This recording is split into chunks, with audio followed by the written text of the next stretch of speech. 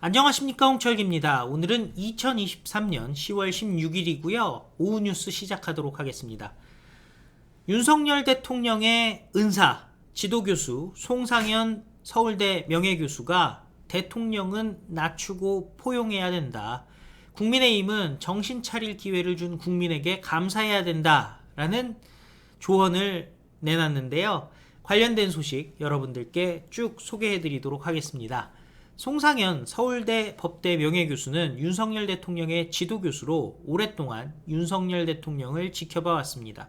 송상현 교수는 윤석열 대통령의 국정 운영에 대해 늘 겸손하고 자기를 낮추고 포용하라고 조언한다 라고 얘기했습니다. 외교 안보 정책에 대해서는 대단한 노력으로 우리 국민이 풍성하게 과실을 따먹는 때가 있을 것이다 라고 얘기를 하기도 했습니다. 그러면서 송상현 교수는 윤석열 대통령이 각 분야의 전문성이 높고 인품이 좋은 인재들을 많이 쓰면 사람들이 보는 눈이 있으니까 확 따라올 것이라면서 대통령도 뉴페이스를 쓰고 싶다는 욕심은 확실히 있는 것 같다라고 조언하기도 했습니다.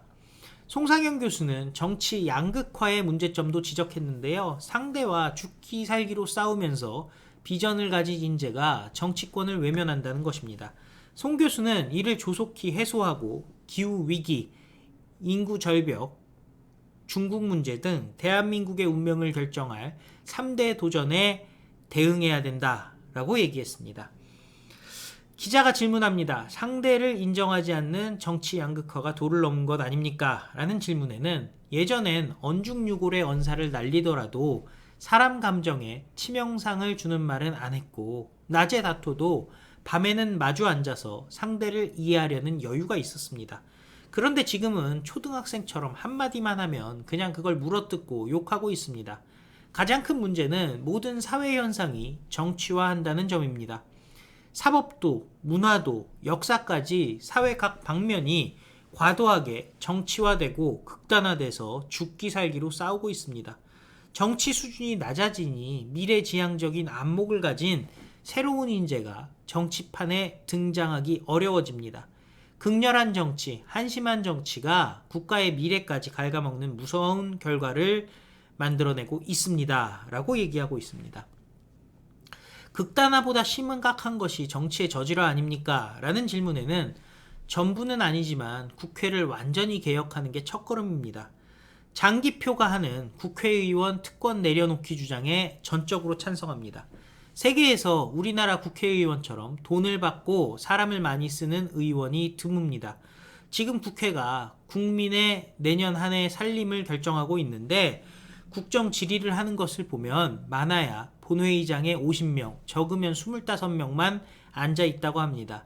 양심이 있는 국회의원이라면 부끄러웠을 겁니다. 이참에 국회의원을 대단한 자리로 만들지 말고 당선되면 월급 대신 출석 수당을 주고 보좌진 9명 대신 연구보조 한둘 붙여드리면 됩니다. 여당은 대통령 눈도장만 찍으려고 하고 야당도 운동권 논리에 매여있는 지금 상태로 가다 보면 똑같아집니다. 그래서 국민의 선택이 중요한 것 아닙니까? 라는 질문에 국민이 더 똑똑해지고 정치권에 목소리를 내야 됩니다. 일반 국민은 생업에 바쁩니다. 그래서 국민에게 정확한 정보와 판단의 근거를 제공해야 할 언론의 역할이 중요해지고 있습니다. 우리나라만의 문제는 아니지만 설상가상으로 가짜뉴스까지 나라를 휘젓고 있어 걱정입니다. 대한민국의 장래는 기후위기, 인구절벽, 중국 문제, 세 가지 문제에 어떻게 대처하는가에 달렸습니다. 중국은 좋으면 좋은 대로, 나쁘면 나쁜 대로 한국에 영향을 미치는 나라입니다. 앞으로 10년, 20년 우리를 괴롭힐 이 세 가지 문제에 대해 정치권은 물론이고 범사회적이고 진지한 논의가 필요합니다. 라고 얘기했습니다.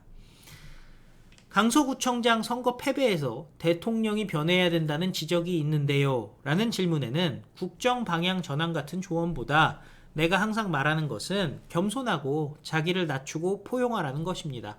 정권을 맡는다는 책임이 얼마나 크고 무거웁니까? 여당에는 쓴 약이 돼서 정신을 번쩍 차렸으면 좋겠습니다. 여당을 보면 모든 현상을 용산과 연결시키는데요. 자기네도 맡은 소명이 있고 책임져야 하는 일이 있는데 대통령만 바라보니 무기력하다는 생각이 들었습니다. 대통령이든 여당이든 각자의 소명과 책임을 다했으면 좋겠습니다. 무엇보다 정신을 차리게 해준 국민에게 감사하고 그 뜻을 헤아리길 바랍니다. 라고 얘기했습니다. 대통령이 실용보다 이념을 너무 내세웠다는 의견도 있다는데 라는 질문에는 윤석열 대통령의 레토릭이 굉장히 강해졌습니다. 그래서 얻는 게 뭐냐고 나에게 묻는 분이 종종 있는데요. 나는 철진한 이념 전쟁이 아니라 대한민국 정체성을 명확하게 확립하려는 노력의 일환으로 봅니다.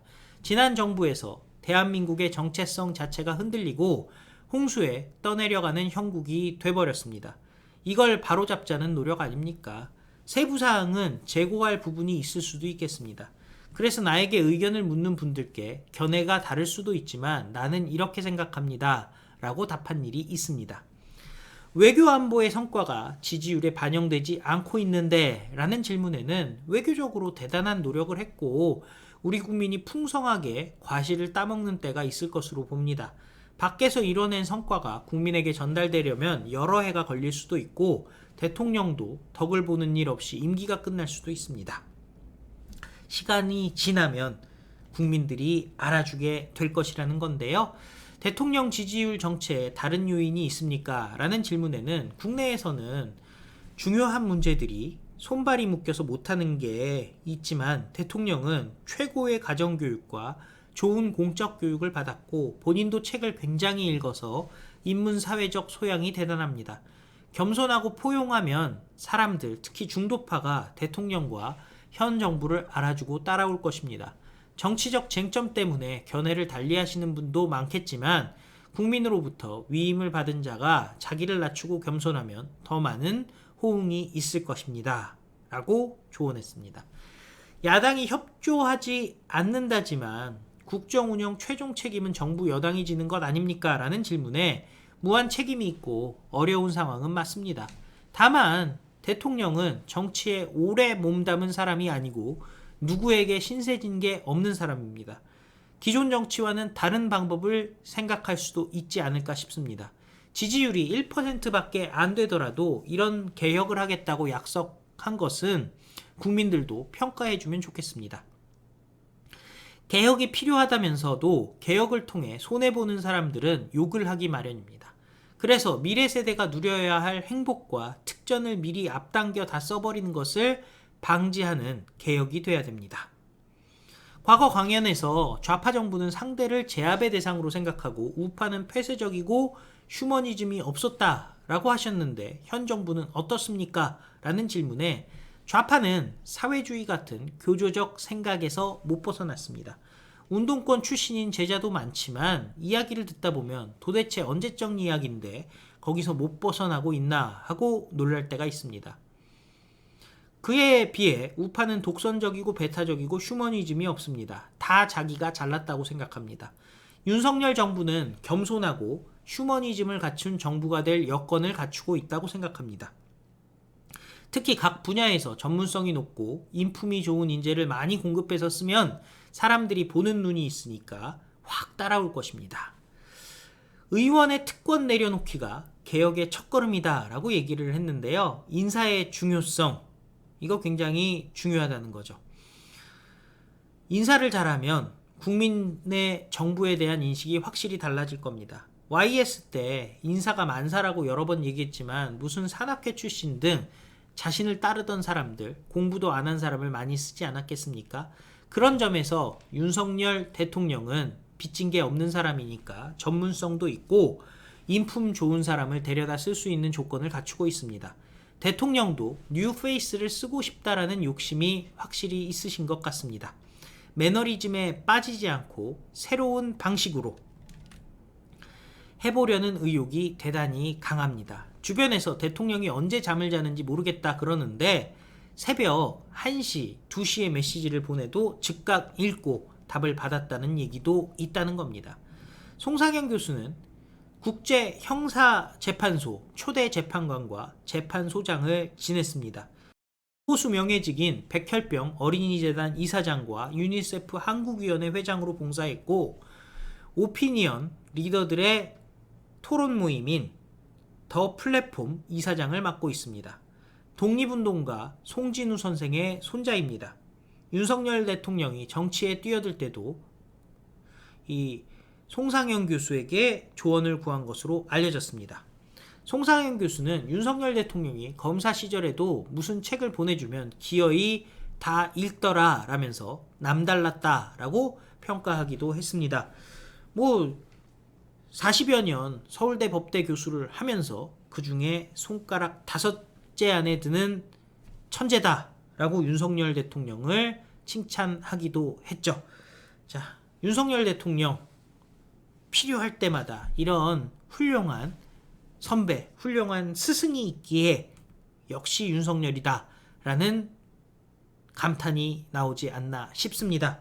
그런데 오늘 굉장히 중요한 한마디가 딱 나왔죠. 국회의원 특권 폐지가 개혁의 첫걸음이다. 그러면서 장기표 선생을 언급을 했는데요. 자, 결국 이 나라, 이 정부 생각하는 사람들의 바라보는 방향은 똑같은 것 같습니다. 특권 폐지, 국민운동을 통해 국회의원 특권을 박살내버리고 대한민국 바로 세우는 게 정답이라는 생각이 드는데요. 여러분들은 어떻게 생각하십니까? 시청해 주셔서 감사드리고요. 또 필요한 뉴스 여러분들께 다시 찾아뵙도록 하겠습니다. 다 같이 외치겠습니다. 우리는 승리합니다. 감사합니다. 안녕히 계십시오.